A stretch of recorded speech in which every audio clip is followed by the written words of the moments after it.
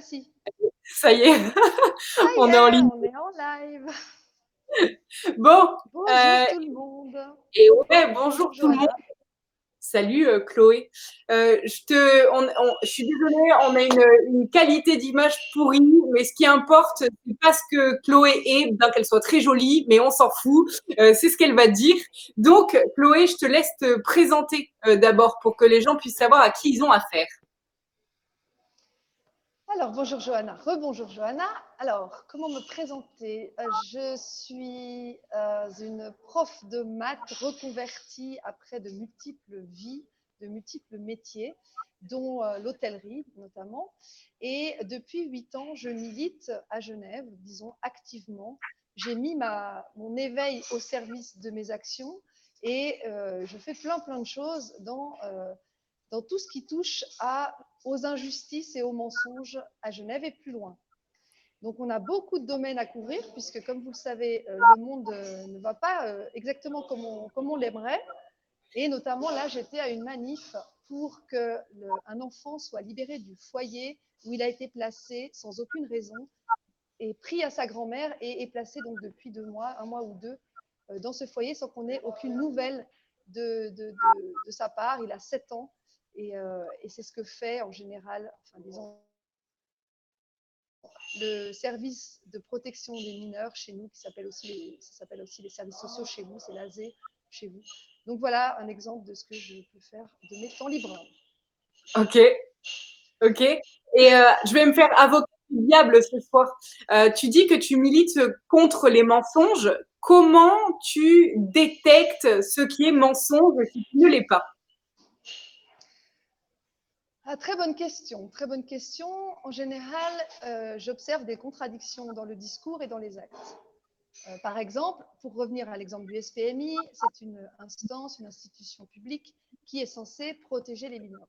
SPMI, c'est Service de protection des mineurs. Or, ce que j'observe depuis 1 an et demi, maintenant que je suis dans ces mouvements-là, pour dénoncer les abus de cette institution, je vois que le SPMI place des enfants sans raison, les confie aux parents déviants en général quand il y a un conflit dans la famille, enlève même des enfants à la naissance. Là, j'ai deux amis maintenant, deux contacts, 2 filles qui ont eu leur enfant qui a été enlevé par le SPMI à la maternité. Donc voilà, il y a le discours d'un côté, nous sommes là pour protéger les enfants, et les actions de l'autre qui sont en totale contradiction. Donc c'est ce qu'on peut observer notamment en ce moment avec le Covid et avec les mesures qui sont prises pour notre soi-disant protection.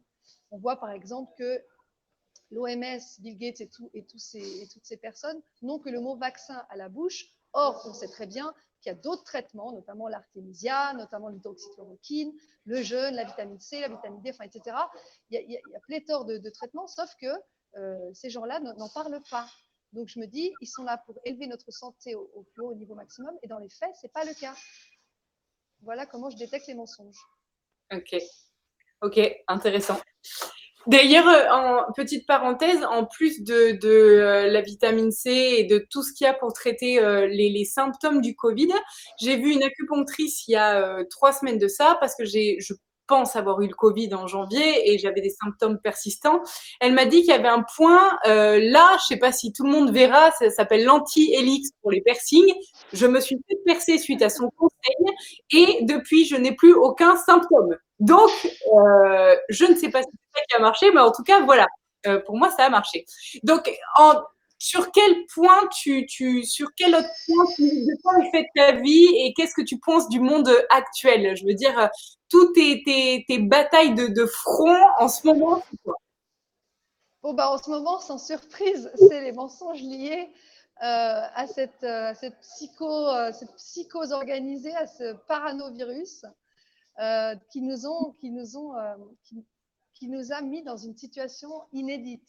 Je veux dire, on n'avait jamais connu le confinement, l'assignation à résidence, les mesures de distanciation, le fait de ne pas pouvoir s'embrasser, le fait de porter des masques, le fait d'avoir des parois entre les tables dans les restos, tous les commerces qui sont fermés, qui ont perdu énormément de chiffre d'affaires. Bref, donc c'est un sujet très intéressant et on a l'impression qu'en ce moment, tout se précipite. À la fois les mesures s'aggrave. Disons que le monde devient de plus en plus totalitaire et en même temps, en parallèle, on a des révélations, beaucoup de révélations qui sont faites. C'est un peu comme si cette caste au pouvoir nous présentait à ciel ouvert toutes leurs manigances, leurs objectifs. Et malgré ça, c'est quelque chose qui m'étonne toujours, il y a encore plein de gens qui ne voient pas ce qui se passe, qui croient que c'est normal d'avoir des masques, pas des masques, le vaccin, pas le vaccin, est-ce qu'on ferme, il faut être à 2 mètres, puis à 1,50 m, et puis si on reste 15 minutes avec mes élèves, par exemple, jusqu'à 15 minutes, ça va, mais à 16 minutes, c'est plus bon. Je veux dire, on nage en pleine contradiction tout le temps, et en plus, les personnes qui prennent ces décisions ne sont pas médecins. Je rappelle que l'OMS n'est pas du tout dirigée par un médecin, elle est financée par des fonds essentiellement privés, de gens qui ne sont pas du tout médecins, et les médecins, pour la première fois dans l'histoire, ne peuvent pas prescrire ce que leur dit leur expertise. Ils ne peuvent pas faire les actes médicaux qui sont normalement habilités à prescrire. Donc c'est quand même un monde, et c'est un comble que les médecins subissent la censure, subissent des mesures obligatoires qui ne sont pas conformes à ce qu'ils ont appris. Et voilà, donc c'est complètement aberrant. On vit un moment spécial. Il faut savoir d'ailleurs que pour la chloroquine que le docteur Raoult a mise en avant pour le Covid, j'en ai parlé avec mon médecin et qui m'a dit, mais presque la chloroquine, on est radié de l'ordre voilà. des médecins. Donc, voilà, c'est exactement ça. On leur a dit, ça y est, ils sont radiés, quoi. C'est des menaces très fortes. L'hydroxychloroquine, donc, qui était utilisée il y a 70 ans, 70 ans en arrière, sans ordonnance depuis, eh bien, elle a été classée en France comme substance vénéneuse le 13 janvier. C'est quand même pourquoi? Comment on explique ça, les gens qui ne veulent pas se réveiller? Qu'est-ce qu'ils ont à dire par rapport à ça? Eh bien, mais ils vont te dire, il y a une phrase qu'un jour on m'a dit, on ne peut pas convaincre quelqu'un qui ne veut pas voir. Et en fait, quelqu'un qui n'a pas envie de voir, il va te dire, bah oui, c'est parce que les médecins et les gouvernements ont vu que c'était négatif pour la santé. Donc en fait, ils ne vont pas remettre en cause ce que plus haut a dit. Donc en fait, c'est pour ça. Ouais. Vas-y, dis. C'est comme, oui, ça me fait penser, ça m'inspire. Un autre volet, je ne sais pas si tu as entendu parler de Denis Rancourt, qui est un professeur émérite de physique à l'université, qui avait compilé toutes les études qui existent, les études scientifiques qui existent sur les masques, et il n'en a trouvé aucune qui prouve de près ou de loin l'efficacité du masque. Il a fait un article qui est paru dans un journal, je crois que c'est ResearchGate, ou Research quelque chose. Et puis, cet article a été déréférencé, a été radié. Et la raison qui a été invoquée, c'est qu'il ne correspondait pas au message du gouvernement. Alors, Denis Rancourt, il n'a fait que récolter les informations, il n'a rien inventé, mais simplement, on ne peut pas le publier parce que c'est contraire aux mesures qui sont imposées par les gens qui gouvernent, qui ne sont pas du tout médecins et pas du tout habilités à donner des instructions concernant notre santé.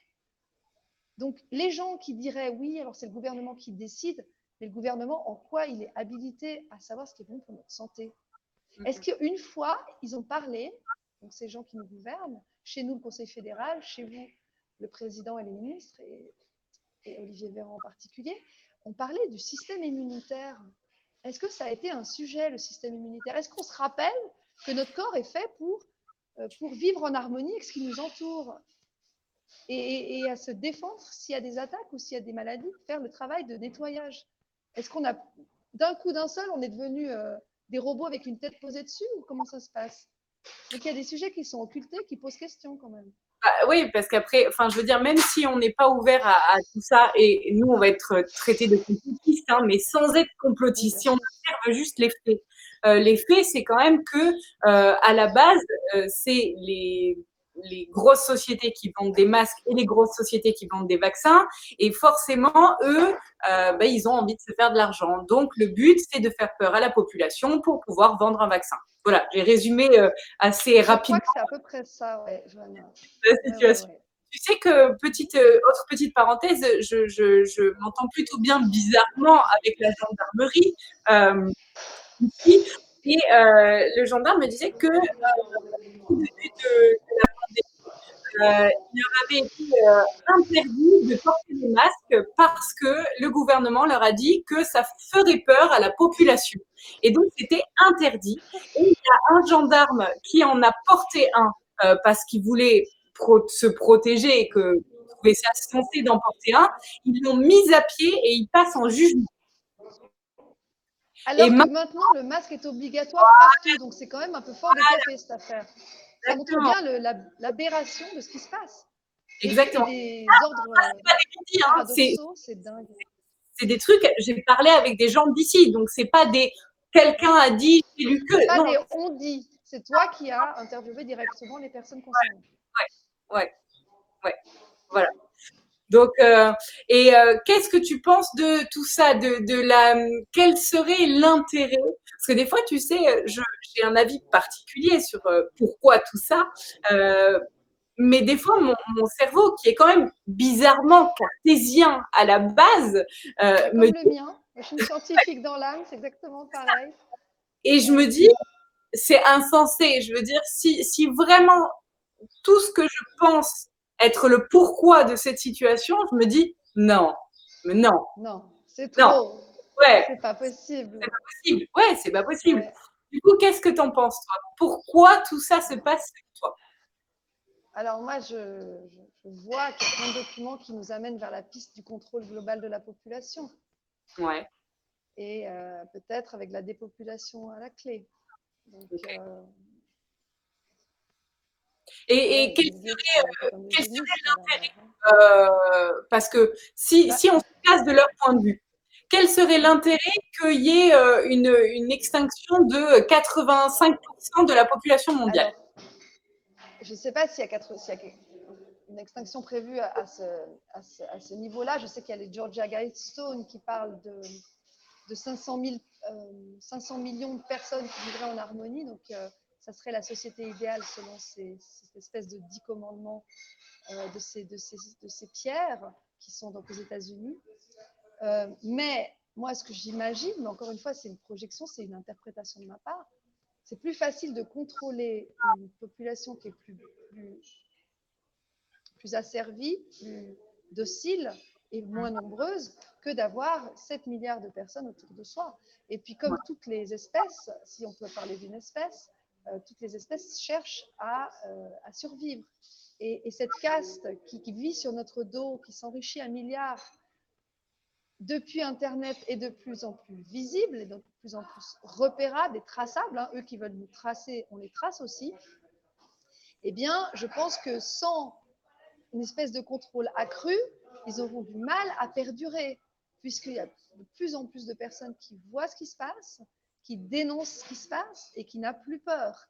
Donc, je pense que l'ultime recours qu'ils ont et qu'ils essayent de mettre en place, c'est un contrôle beaucoup plus serré, pour que même nous, ou même surtout nous, les éveillés, comme on peut dire, les lanceurs d'alerte, ou les personnes qui gardent leur esprit intact, leurs neurones bien connectés, ne soit mis hors de nuire quelque part. Moi, c'est comme ça que je l'interprète. Si on se place de ce point de vue-là, il leur serait peut-être plus facile de couper Internet. Donc pourquoi Alors, le double, c'est ouais, mais c'est comme tout. Il y a toujours la phase pile et la phase. Eux, c'est une façon qu'ils ont de nous voir, de nous écouter, de nous suivre. Internet. S'ils n'ont pas Internet, c'est plus difficile pour eux de nous contrôler. Et de la même façon, ils sont plus dans l'ombre s'il n'y a pas Internet. Donc c'est à double tranchant. Donc je pense que c'est un risque qu'ils sont prêts à prendre, mais tout en mettant, si possible, des identifications digitales, des puces, etc., des vaccins obligatoires, avec des substances inconnues dedans, etc. Donc je pense qu'ils prennent le risque de se faire repérer, mais en nous diminuant au maximum pour qu'on ne puisse plus se libérer, en fait, se révolter. Du coup, comment tu penses que la population risquerait de se réduire par la vaccination, par exemple? Alors moi, je dirais, je ne sais pas si la population va se réduire, mais ce que dit Bill Gates depuis 2010, c'est que grâce aux vaccins et à la santé reproductive et aux soins de santé, la population baissera de 10 à 15%. Alors, il s'est soi-disant expliqué en disant que si on était en bonne santé, en prétendant donc que les vaccins sont bons pour la santé, par exemple, eh bien, nous allions moins faire de bébés. Alors, je ne vois pas tellement le rapport, mais peut-être. Donc, reviens à ta question parce que du coup, j'ai perdu le fil. Mince. C'était comment tu penses, si leur but c'est de réduire la population, comment ils peuvent y arriver? Est-ce que ça se fait par les vaccins, par exemple? Oui, voilà. Alors, les vaccins, effectivement, sont, à mon avis, un bon moyen, vu qu'on sait maintenant qu'il suffit de lire une notice, une liste des ingrédients. Dans les vaccins, il y a de l'aluminium et du mercure, du formol, parfois du squalène et d'autres choses peu ragoûtantes qui sont toxiques, ultra toxiques pour la santé. On a vraiment des papiers, on a tout ce qu'il faut au niveau des preuves pour les personnes qui aimeraient avoir les sources. Donc rien que ça, d'avoir du mercure, par exemple, qui est lié maintenant, on le sait, à l'autisme des enfants et même à la mort subite du nourrisson. Moi, je vous conseille de regarder l'excellent film Vaxxed, dont Tal Chaler parle tout le temps, qui est un documentaire qui retrace le lien entre les vaccins, le vaccin ROR, donc rougeole, oreillon, rubéole, et l'autisme. Ce film a été censuré, évidemment, d'Internet. J'ai réussi à l'avoir par quelqu'un. Je l'ai mis sur ma chaîne il y a 3 ans maintenant, en 2017. Il a été, en moins d'une journée, il a été supprimé et ma chaîne a été fermée pendant 6 mois. Donc, je ne sais pas si tu vois le truc. Donc, je l'ai toujours. Si quelqu'un est intéressé, je vous l'envoie par d'autres moyens. Mais ça montre bien que ces sujets-là dérangent et qu'il ne s'agirait pas de convaincre ou en tout cas d'ouvrir les yeux aux personnes qui croient encore que les vaccins, c'est inoffensif et efficace. Donc, oui, c'est un des vecteurs. De toute manière, tu sais, moi, il y a des gens proches, hein, vraiment proches de moi, que je pensais être réveillés à ce sujet-là, qui pensent réellement que les vaccins seraient bons pour la santé. En fait, tu vois, ça sert à rien, en fait. Après, j'ai fait. Vas-y. Pardon. Oui, ça me fait juste penser, j'ai fait moi, le vaccin de l'hépatite B il y a 10 ans. Je n'étais pas du tout encore réveillée à ce niveau-là. Et c'est moi qui l'ai demandé avec la pub que je voyais à la télé. C'est pour te dire, maintenant, évidemment, je le regrette. Heureusement que je n'ai pas fait de rappel. Et je touche du bois pour que ma santé reste intacte. Mais tu sais, je pense qu'il y a 10 ans, c'était moins pire. Ça ne se dit pas, mais voilà. Je pense que la liste des ingrédients était moins vaste que ce qu'elle est maintenant. Et du coup, je pense que... Après, tu vois, je me pose vraiment la question à me dire, mais quel est leur intérêt, en fait, de rendre les enfants autistes, tu vois? Je crois pas que ce soit voulu, ou alors ils sont vraiment tordus, mais je pense pas que ce soit voulu consciemment. Mais tu sais, ça me fait penser à une. Bon, c'est une parodie, hein, mais en même temps, peut-être, pourquoi pas, à un message qui était passé il n'y a pas si longtemps sur Facebook quand j'avais encore mon compte, qui dépeignait une réunion autour d'une table avec des gens en cravate, donc des cadres, et qui était en train de se demander mais qu'est-ce qu'on peut faire de tous ces déchets cancérigènes dont on n'arrive pas à se débarrasser. Et quelqu'un a eu l'idée, on n'a qu'à les faire fumer ou manger aux gens. Et c'est là que naissait le concept de la cigarette, par exemple. Moi, ça me fait penser à ça. J'ai l'impression que les déchets toxiques, ils les recyclent dans des produits je ne sais pas si c'est par écologie ou par volonté de se faire de l'argent, mais dans tous les cas, c'est pas bon pour notre santé.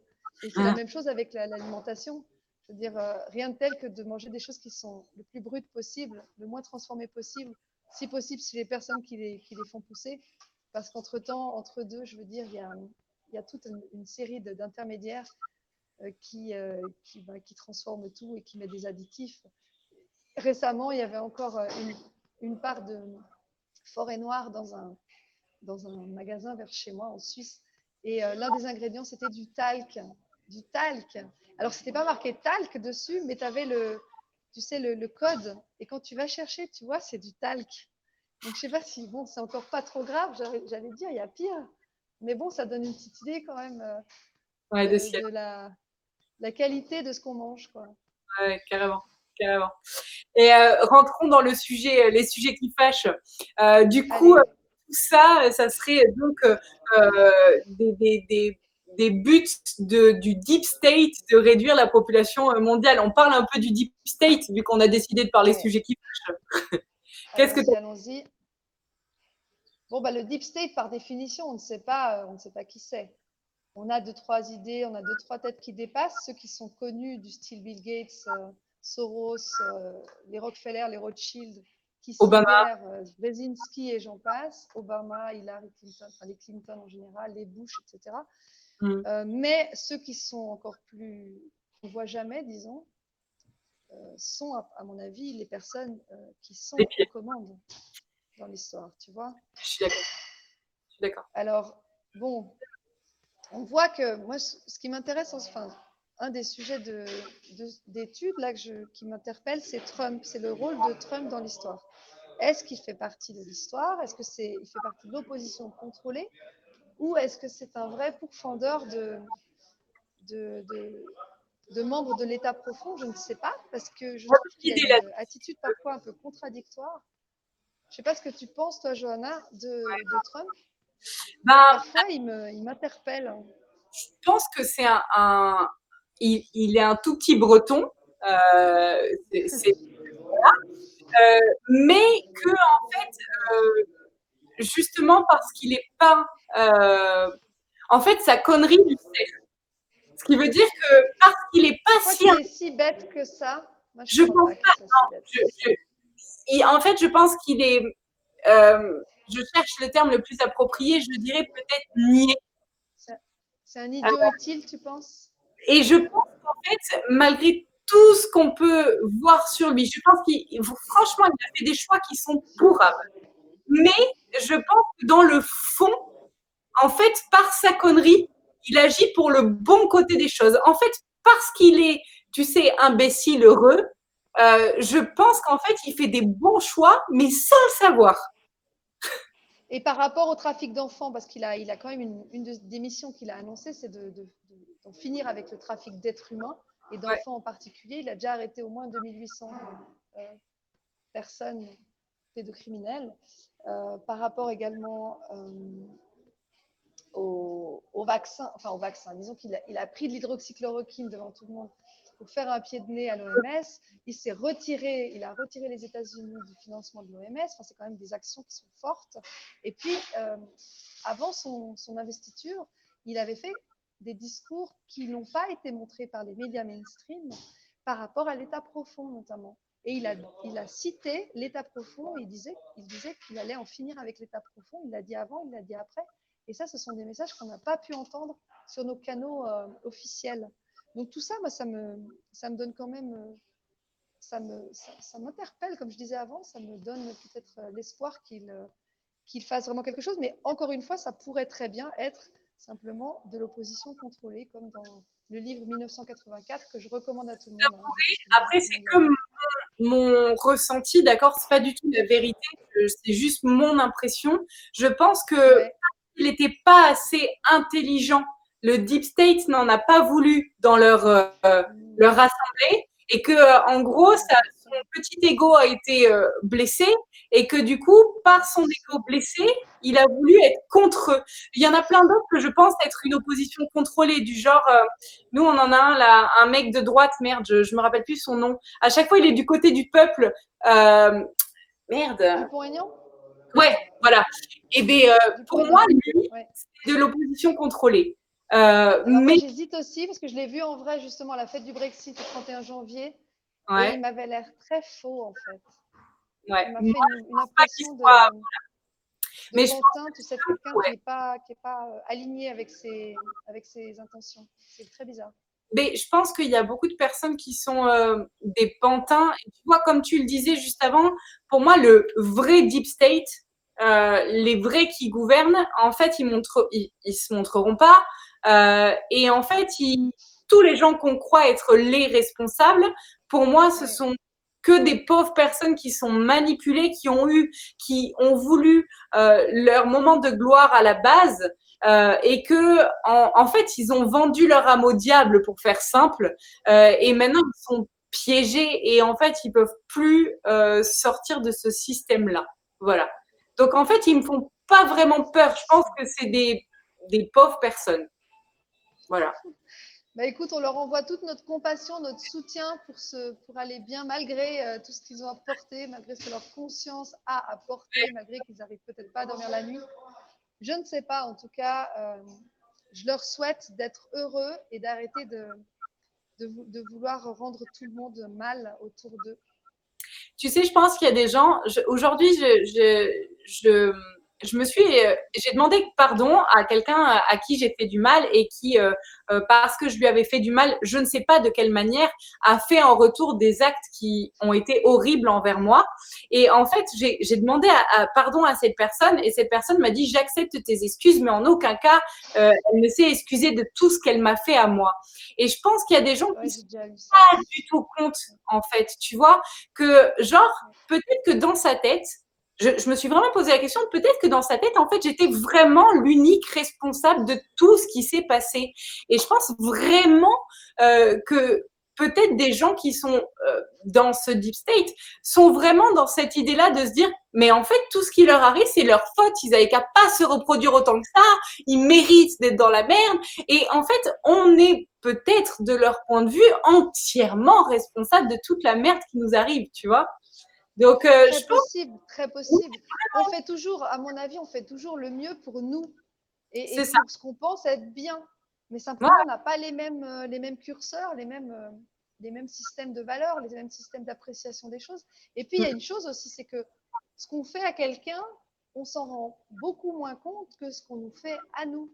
C'est vrai. Et parfois, avec les meilleures intentions du monde, et vraiment sans qu'on ait fait la moindre chose qui soit malveillante, d'autres personnes peuvent se sentir blessées parce qu'on ne les a pas considérées à ce moment-là, parce qu'on ne les a pas appelées ou parce qu'on n'a pas correspondu à leurs attentes à ce moment-là, mais sans en avoir conscience. Moi, j'ai des personnes autour de moi qui m'ont diffamée parce qu'elles pensaient vraiment que j'étais quelqu'un de malveillant, alors que j'ai fait de mon mieux pour les aider, mais j'ai pas réussi au moment où elles le voulaient ou dans les domaines qu'elles voulaient. Donc voilà, elles ont peut-être pensé que j'étais contre elles, alors que pas du tout. C'est ça. Donc j'en profite pour passer un message à toutes les personnes qui croient que je les ai lésées ou qui m'ont pas comprise. Je n'ai pas voulu faire de mal à personne et je peux toujours pardonner et de la même façon comme toi, m'excuser si j'ai fait quelque chose qui a fait du mal sans m'en rendre compte. Oui, c'est vrai. De toute manière, tu vois, pour en revenir à Deep State et tout, je pense vraiment, comme tu le dis, que chacun agisse pour son propre intérêt. De toute manière, à notre niveau, à leur niveau, tout le monde agit toujours par intérêt. Là, il y a des gens qui vont me dire, non, mais t'es horrible. Ben, si. Franchement, réfléchissez-y. On agit toujours par intérêt. Je veux dire, moi, j'aide les gens parce que ça me fait plaisir d'aider les gens et que je me sens exister quand j'aide les gens. Donc, en fait, on agit toujours par intérêt. Et du coup, obligatoirement, y a des gens qui agissent par intérêt où ça fait du bien aux autres, et il y a des gens qui agissent par intérêt où ça fait un peu moins de bien aux autres. Voilà. Donc, effectivement, voilà. Il y a toujours des personnes. Je veux dire, comme je dis parfois, on est le con de quelqu'un, on est toujours le con de quelqu'un ou le méchant de quelqu'un ou le gentil de quelqu'un. Tout dépend de là où on se place. Et voilà, on peut faire de l'ombre aux autres sans s'en rendre compte. Il y a de la jalousie aussi, il y a des égos. On n'est pas parfait, personne n'est parfait et ça peut réveiller des blessures, la façon dont on est, ça peut rappeler des mauvais souvenirs. Enfin, il y a plein de choses psychologiquement qui entrent en jeu, tu vois. Complètement. Donc, soyons humbles, quoi. Tu et sais, restons nous-mêmes surtout, parce que quitte à pas plaire, autant être soi-même. Ça, je trouve que c'est important. J'ai retenu ta phrase de la dernière fois où tu m'as dit dans le doute, je préfère agir. ça m'a. C'est dans le doute. Non, c'était dans le doute, je ne m'abstiens pas. Ouais, ça. Je l'avais vraiment aimé, franchement, merci, parce que je l'ai gardé du coup. Je pense, j'ai même réfléchi à un truc, si on part d'un point de vue encore plus loin au-delà du deep state et tout. J'avais fait une vidéo là-dessus où je me suis même demandé si on part du point de vue de la vie, tout court. Je vais appeler la vie Dieu parce que ça va parler à beaucoup de personnes. Peut-être que Dieu aurait créé et nous et le gouvernement, le deep state et tout, pour nous faire vivre des situations. On est dans un monde duel et on peut pas vivre la dualité quand il n'y a pas de souffrance. Et du coup, je me dis, on pourrait pas travailler notre amour de nous, des autres, sans souffrance à l'extérieur. Et peut-être qu'au final, le gouvernement et tout ça, en fait, c'est des gens qui se sont dévoués pour dire bon, je veux bien être le connard de l'histoire, d'accord, je me... Oh, Et non, mais je c'est très, ouais, veux dire, c'est très bienveillante, Johanna, c'est tout à ton honneur. Mais c'est vrai, oui, ça peut être ça. C'est comme non, la lumière n'est rien face à simplement, l'ombre ou le chaud n'est rien face au froid. c'est ça, c'est Pardon, ça. on a parlé en même temps. Je sais pas si on s'est Je entendu, dis mais ça, vas-y, pardon, vas-y, non, vas-y. pardon, vas-y, vas-y. Non, Ok, vas-y. ça n'empêche pas en fait qu'ils soient vraiment méchants. Je veux dire, c'est pas parce qu'en fait ils agissent pour le bien qu'ils sont pas méchants réellement en fait. Mais si on prend d'un point de vue omniscient, si on se place en tant que Dieu, bah peut-être qu'en fait tout est duel parce qu'on doit expérimenter la dualité et qu'en fait ces personnes-là, elles ont peut-être même pas conscience de faire ce qu'elles font, tu vois, ou peut-être qu'elles en ont conscience, j'en sais rien. Hein. Mais en fait, peut-être qu'elles sont là juste pour nous faire expérimenter cette haine et trouver le pardon, tu vois, à l'intérieur et le courage d'aller au-delà de tout ça. C'était une théorie que j'avais. C'est une interprétation possible. Voilà. Johanna, ça me fait penser, c'est très bien que tu parles de ça parce qu'effectivement, les moments où j'ai grandi, où j'ai appris des choses, où j'ai osé sortir de ma zone de confort, c'est des moments de souffrance dans ma vie. C'est des épreuves que je, pour lesquelles je n'ai pas eu le choix, mais qui m'ont obligée donc à dépasser un certain stade de conscience. Et en fait, je remercie toutes les personnes qui m'ont mis des bâtons dans les roues, ma famille comprise, un petit message au passage, parce que grâce à eux, maintenant, je me sens beaucoup mieux avec moi-même. J'ai l'impression de me connaître beaucoup mieux et d'avoir l'esprit beaucoup plus ouvert et le cœur aussi très à l'écoute, beaucoup plus qu'avant. Donc ça m'a fait grandir tout ça. Donc Mais merci à mes opposants, à mes ennemis, à tout le monde. en fait, on peut pas, l'être humain n'est pas capable d'évoluer en dehors de la souffrance. On est un petit peu con, en fait. Dans la douceur, en général, on se dit ah, c'est confortable. Donc on y reste et on se pose jamais de questions. Et dès qu'on souffre, on est obligé de transcender ce qu'on pensait être. Et du coup, en fait, on va dans un, ben en fait, on se dépasse tout simplement et on prend conscience de choses qu'on pensait même pas Exactement. d'accepter.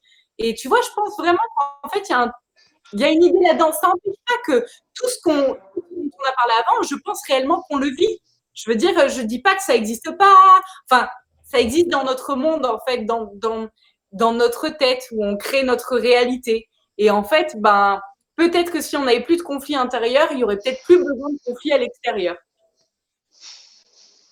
Oui, alors là, on part dans le spirituel, mais je suis tout Ouais, à fait d'accord avec toi. ouais, ouais, on va pas Je suis partir d'accord là-dedans. avec toi. Et Je suis puis d'accord. après, oui, tout le monde n'a pas le même niveau de conscience, on n'est pas au même niveau de notre chemin personnel. Et puis voilà, on est là pour grandir, pour évoluer et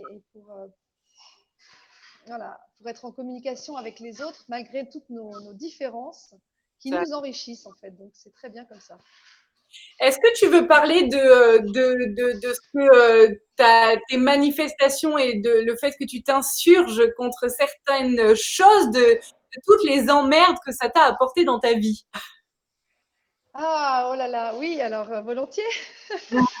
Alors ça commence officiellement en 2015. J'ai commencé à méditer en 2012, fin 2012, et puis je me suis mise dans les. Donc d'abord il y avait le mouvement vers la révolution citoyenne. J'étais encore assez inoffensif puisque j'étais en phase d'apprentissage. Je découvrais il y avait un traité secret qui s'appelle TISA, traité de libre-échange sur les services, Trade and Services Agreement, en français c'est ACS, qui était négocié à Genève en secret, et là c'est pas une blague, entre 50 pays, qui visait à libéraliser tous les services et en fait à donner le pouvoir total aux multinationales. Donc j'ai commencé ce combat-là.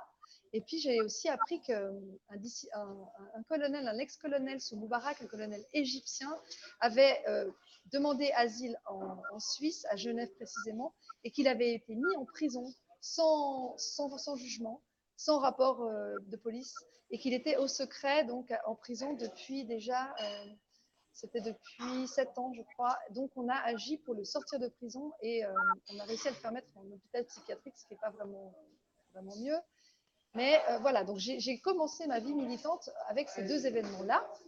Et puis, je me suis proposée pour faire partie des syndicats des profs, parce que je suis enseignante de maths.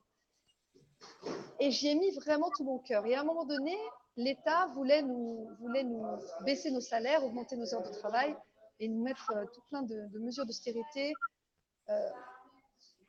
assez offensives. Et j'ai mis toute mon énergie pour engager une mobilisation. Mobilisation avec tous les enseignants et puis tous les fonctionnaires de l'État de Genève. Et on a réussi à être 11 000, ce qui est beaucoup pour Genève, pendant 7 jours. 7 jours, pas d'affilée, mais disons qu'on a fait une grève perlée, reconductible, et puis on tenait vraiment le couteau du bon côté du côté manche.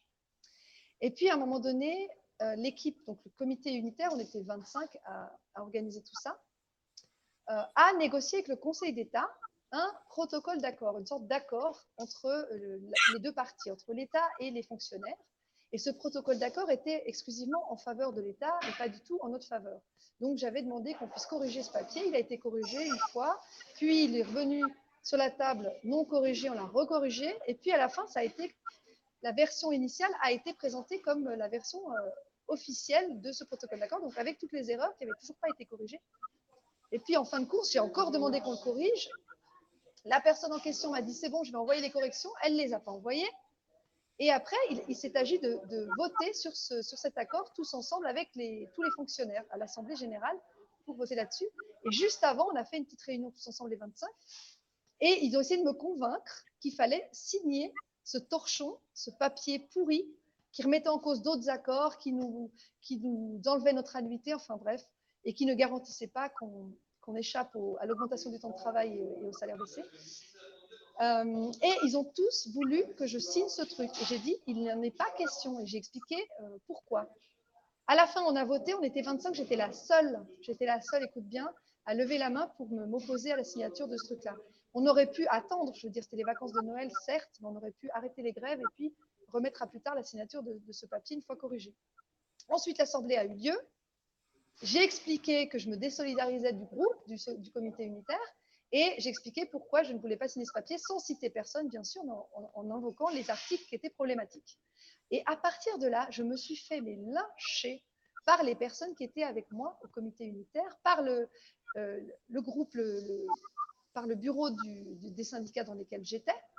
Je suis tombée en arrêt maladie, j'ai eu des arrêts et j'ai été littéralement harcelée. Et là, c'était le début de ces préjudices que j'ai vécu ensuite de façon assez régulière dans mes combats. Mais quelque part, comme tout à l'heure on parlait de la souffrance, ce qui ne nous tue pas nous rend plus fort, disait Nietzsche. Ben, c'est exactement ce qui s'est passé. J'en suis sortie, mais plus en forme que jamais, plus forte. Et en fait, grâce à ça, j'ai eu des diffamations. Là, récemment, il y a le Temps là, qui nous a diffamés avec Emma et Tal Chalère, d'ailleurs, en nous traitant de complotistes sans aucun argument. D'ailleurs, je les ai attaqués auprès du Conseil de la presse. Bref, je ne me laisse pas faire. Mais quelque part, je les remercie aussi parce qu'ils nous font de la pub.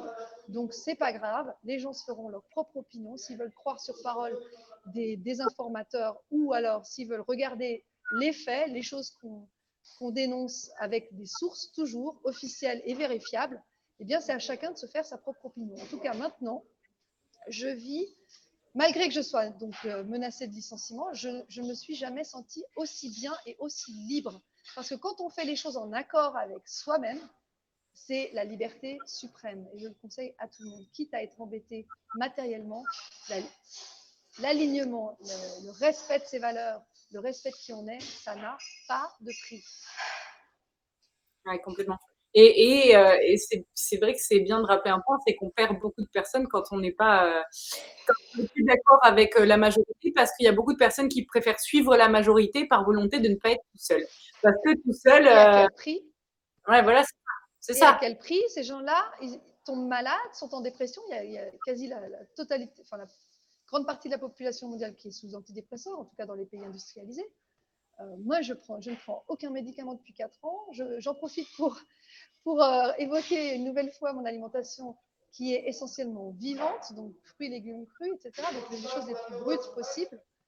Et je me sens en pleine forme. Et la majorité, ben, je n'ai pas besoin d'elle.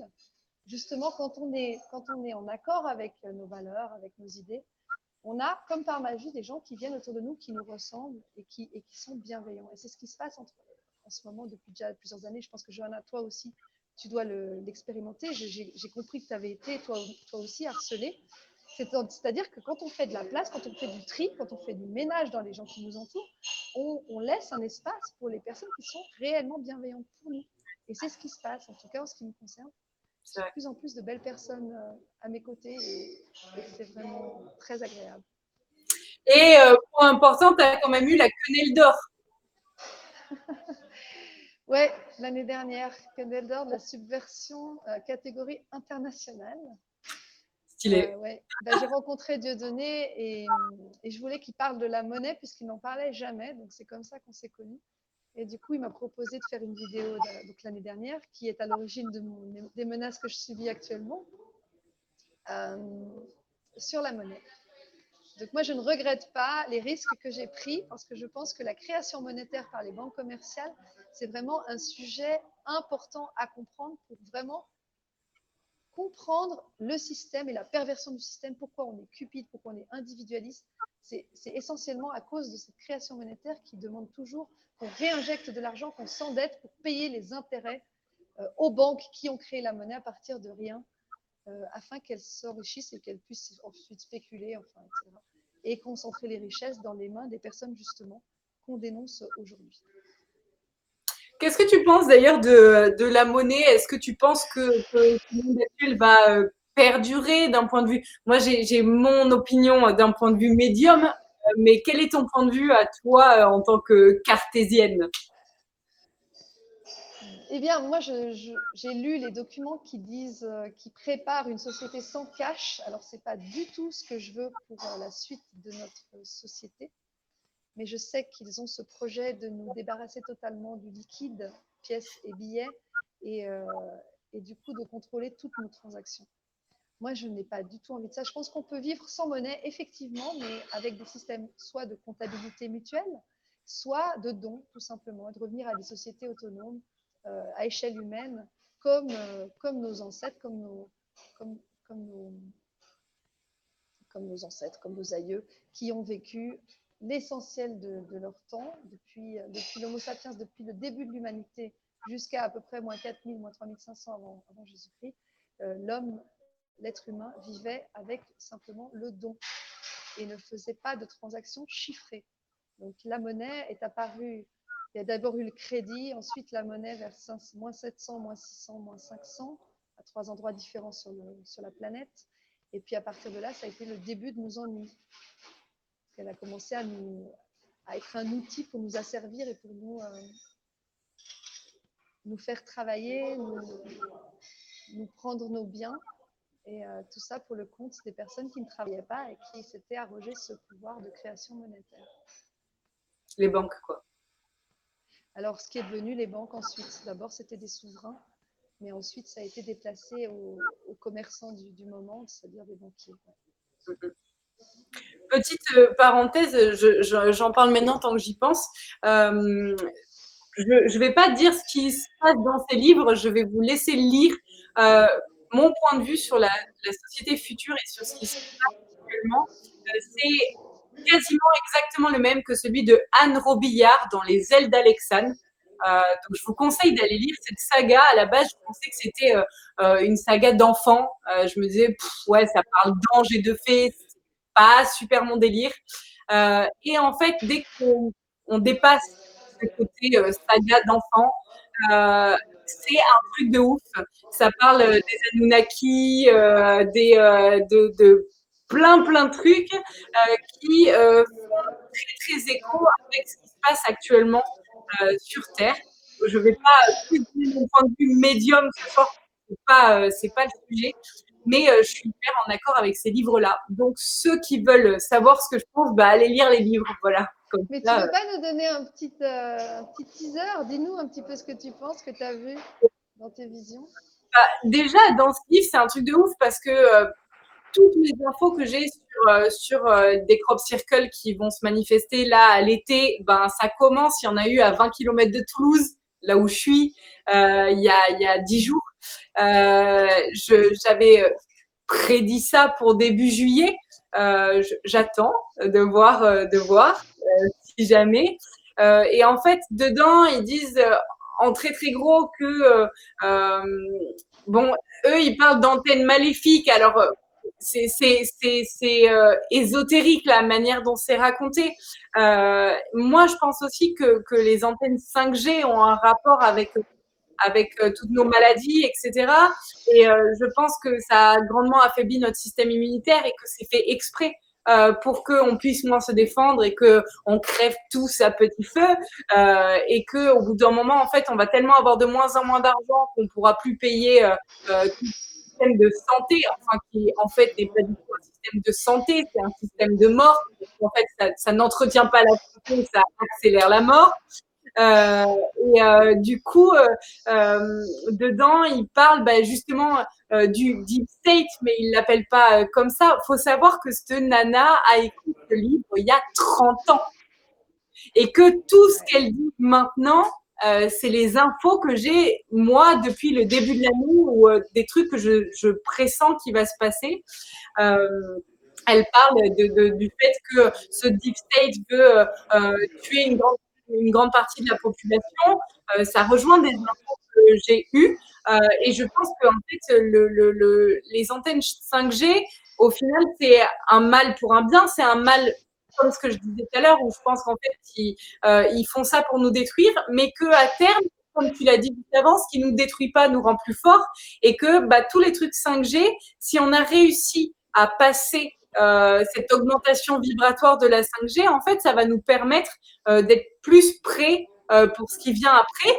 Je ne dis pas que ça va être super agréable. Il y a des chances que ça ne le soit pas trop. Ça va pas être le Club Med, non, non, peut-être pas. Ouais, je pense pas. Et je pense qu'il y a beaucoup de personnes qui vont mourir parce qu'elles vont pas forcément supporter ce changement vibratoire. Je parle pas d'une vibration spirituelle, hein. Je parle de vibration d'antenne 5G. Donc, d'ondes. Notre corps physique va pas supporter ces ondes-là. Et que soit on supporte, et dans ce cas-là, ça va nous amener à mieux supporter ce qui va se passer après, soit on supporte pas voilà.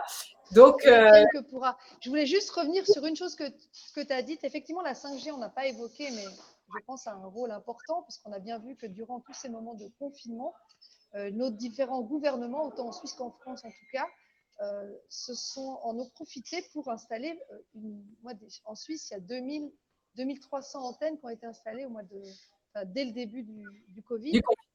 Ouais. Macron a fait un décret le 25 mars, si je ne m'abuse, pour laisser libre cours totalement aux opérateurs téléphoniques pour l'installation de leurs antennes. Bref, je voulais revenir sur les maladies, parce que tu disais que oui, ça nous faisait tomber malade. Mais il y a aussi un truc pour moi qui est important à comprendre et en tout cas, moi, j'ai intégré, c'est que les maladies ne sont pas forcément mauvaises si elles sont fonctionnelles. C'est-à-dire que si elles servent à débarrasser le corps des pollutions du type aliments non végétaux ou transformés ou avec des additifs toxiques, l'eau qu'on boit, je veux dire, tout ce qu'elle contient de pas bon pour nous, les champs magnétiques, champs électromagnétiques qui bouleversent notre organisme. Bref, les maladies qu'on fait, quand elles ne sont pas empêchées par des médicaments, servent à justement expulser de façon plus forte que simplement les voies habituelles, qui sont les voies basses, la peau, la respiration et la transpiration. Ce sont une forme d'émonctoire plus pour nous débarrasser de ce qui nous pollue. Donc, un conseil que j'ai quand même à donner, c'est que quand on a un rhume, une grippe, une diarrhée ou que sais-je, une maladie comme ça, qui sert à expulser, ou même des boutons, hein, c'est la même chose, c'est le corps qui expulse des toxines. Ne prenons pas des médicaments ou de crèmes qui empêchent le corps de faire son travail d'expulsion. Parce qu'à ce moment-là, nos toxines sont refoulées à l'intérieur de nos cellules et puis continuent à faire leur travail de pollution et peuvent déclencher ensuite des maladies beaucoup plus graves, des maladies lésionnelles ou dégénératives comme le sida, la sclérose en plaques ou le diabète. Donc faisons juste attention à écouter bien ce que notre corps nous dit les signaux qu'il nous envoie et les actions qu'il a pour nous nettoyer. Parce qu'on est très bien fait, malgré ce que l'OMS ou les labos pharmaceutiques essayent de nous faire croire. Bah, rien que si on part du principe de la grossesse, tu sais, on en parlait avec Mathieu, mon Ouais. chéri, la dernière fois, tu vois ce que le corps est capable de créer, la vie quand même, juste la vie. Rien que ça. Rien que ça, et après on se dit, ouais, il a besoin d'aide pour pouvoir se soigner. Ouais, non, Attends, c'est les pas gars, logique. il est capable de créer la vie, mais il a besoin d'aide pour soigner. Il y a un truc Non, qui est pas c'est absolument logique pas dedans. logique. Non, effectivement. Complètement, complètement. Ouais, je suis d'accord. Après, tu vois, je pense que les antennes, en fait, effectivement, elles ont créé des maladies dans le sens où elles nous ont obligés à changer vibratoirement parlant, Oui, aussi bien de la manière logique terrestre des ondes 5G que de la manière spirituelle. Que bah, soit le corps arrive à évacuer et tant mieux, on passe au next level, soit on n'arrive pas à évacuer et dans ce cas-là, voilà. Donc, et ça va être ça, je pense, la suite aussi, où en fait, soit on suit et on lâche aussi bien au niveau physique qu'au niveau psychique, parce que la peur, je pense, va faire qu'il va y avoir énormément de morts, parce que la peur nourrit le mal. Hein, il ne faut pas l'oublier, la peur nourrit le mal. Et que, ben, je du suis persuadée. ouais, c'est ça. Donc, en fait, et puis, un point que je t'avais dit la dernière fois, que je trouve hyper important, il ne faut pas oublier que le mal n'a besoin que de l'inaction des gens de bien pour exister. Et en fait, ben, c'est juste parce que personne ne se bouge les fesses à dire. En fait, je ne parle pas de lutter contre les gens, parce que ça, je pense que lutter, ça ne sert pas vraiment à quelque chose. Mais juste se dire, moi, j'ai envie d'être comme ça, j'ai envie d'être bien et aligné avec moi. Donc, à partir de maintenant, je vais avoir tel comportement, telle alimentation, tel truc, et juste être aligné avec soi. Et ben, en fait, je pense que c'est la clé pour que tout se passe au mieux et pas être dans la peur, etc. Le problème, c'est que voilà, plus ça va aller, plus je pense que les gens vont être dans la peur. Je pense qu'il va y avoir une deuxième vague. Je l'avais dit. Je pense qu'elle va être début août. Euh, J'aime pas donner des dates parce que je pas oublier que tout peut changer et que c'est jamais fixe. Mais depuis 3-4 mois, je vois que début août, c'est tout noir, comme s'il y avait quelque chose de lourd qui allait se passer. Et je pense que les gens vont tellement avoir peur parce que pour moi, ça ne sera pas du Covid. Ça sera une grippe ou un truc du genre, mais qui sera bien virulente. Et en fait, ils vont faire passer ça pour une deuxième vague de Covid. Les gens vont avoir super peur. Ça va encore plus scinder la population en deux entre ceux qui n'ont pas peur et les autres qui vont être pro-vaccin, etc. Et du coup, bah, en fait, c'est le combo gagnant pour qu'on s'entretue. En fait, ils n'ont même pas besoin qu'on meure puisqu'on est assez cons pour s'entretuer tout seul. Johanna, tu as une vision noire là. Moi, j'ai pas envie de valider cette version-là. Je suis sûre qu'on sera plus intelligent. En tout cas, les personnes qui se font confiance, qui écoutent leurs aspirations profondes et, et que les autres, bon, bah, s'ils veulent tomber dans le ravin, suivre le joueur de foot, bah, qu'ils y aillent. T'as pas remarqué ces derniers temps que bizarrement, les gens qui n'ont pas peur, ils acceptent ceux qui ont peur, mais ceux qui ont peur, ils acceptent pas ceux qui n'ont pas Pas peur. réciproque. Oui, mais bon, c'est en même temps, c'est normal puisque ce travail d'ouverture d'esprit et de compréhension, on l'a fait et peut-être que ces personnes-là ne l'ont pas encore fait. Donc, Je soyons suis d'accord. tolérants. Je suis Soyons d'accord. tolérants, ne faisons pas comme eux qui nous traitent de complotistes ou Je suis de d'accord. Mais tarés ou d'extrémistes ou je sais pas quoi. c'est le manque de tolérance qui va faire que les gens vont mourir, en Oui, fait, parce que par manque de tolérance, je pense qu'on va aller jusqu'à la guerre civile. Parce qu'en fait, les gens vont pas tolérer que d'autres pensent différemment. Et c'est déjà le cas. Quand va venir le vaccin et que nous, on va dire, bah, moi, je veux pas me faire vacciner. Toi, tu veux te ouais. faire vacciner. Tu veux. Et là, ceux qui vont se faire vacciner ne vont absolument pas accepter ceux qui vont pas vouloir se faire vacciner. Et ça va marcher comme ça va scinder la population parce qu'ils auront peur. C'est la peur qui fait que de toute manière, La tout foire. scission, oui, non, mais c'est sûr, la scission, elle est déjà plus ou moins là et je pense qu'elle va continuer. Mais pour autant qu'on s'entretue, moi, je ne le pense pas. Je ne l'espère pas et je ne le pense J'espère. pas. Je Franchement, pense j'espère. que comme la pensée est créatrice, tu le sais très bien, Johanna, je pense, on va penser à tous ces gens qui sont dans la peur, on va leur envoyer des bonnes ondes pour qu'ils n'aient plus peur, pour qu'ils se fassent confiance et qu'ils fassent de leur peur quelque chose de beaucoup plus constructif et qu'ils se rendent compte qu'il n'y a vraiment pas de quoi avoir peur et que la solution, elle est à l'intérieur de nous. Elle n'est pas à l'extérieur. J'espère. J'espère. Ouais, ouais. Est-ce que tu as un dernier point que tu veux aborder?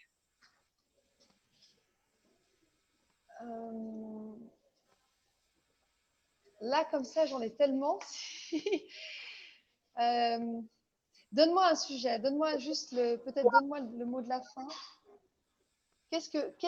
Oui, j'ai quand même une question. Ta chaîne, quelle est ta mission, toi, au travers de ta chaîne, au travers de tes actions? Qu'est-ce qui t'a poussé à ouvrir ta chaîne? Moi, c'est quelque chose qui m'intéresse. Ok, au tout début, faut savoir que j'ai clairaudience et clairvoyance, donc je vois des trucs que les gens voient pas. Et je me suis dit, attends, moi j'ai tellement galéré quand ça m'est arrivé la première fois que je veux partager ce qui m'arrive, juste si jamais ça peut aider une personne qui a été dans le même cas que moi, qui s'est dit non mais je suis à 2 doigts de devenir folle, je vois des trucs que je suis pas censée voir, ben je l'ai faite pour ça. Pour dire si ça peut aider quelqu'un, ben, je veux le faire, ne serait-ce que pour une personne. Et visiblement ça a marché, donc c'est cool, c'est cool, voilà. Bah voilà, bah moi c'est un peu pareil. Je me suis dit, j'ai vécu des choses qui n'ont pas été faciles, mais qui m'ont permis de monter, de me sentir bien. Et j'aimerais peut-être inspirer d'autres personnes qui sont en chemin ou qui sont pas bien dans leur vie, dans leur peau, pour leur dire que vous êtes capable, tout le monde est capable d'être bien avec soi-même et de se faire confiance et de s'écouter et d'être soi. Pour moi, c'est tellement important. Moi, je me suis mise à dos pratiquement toute ma famille, mais c'est pas grave. Un jour, ils reviendront parce qu'ils n'auront plus peur, ils seront prêts à affronter certaines réalités qui pour l'instant les dépassent. Mais j'aimerais que tout le monde puisse comprendre à quel point ils sont des personnes, tout le monde est important. Il n'y a pas des personnes qui sont plus valables, plus compétentes ou plus légitimes.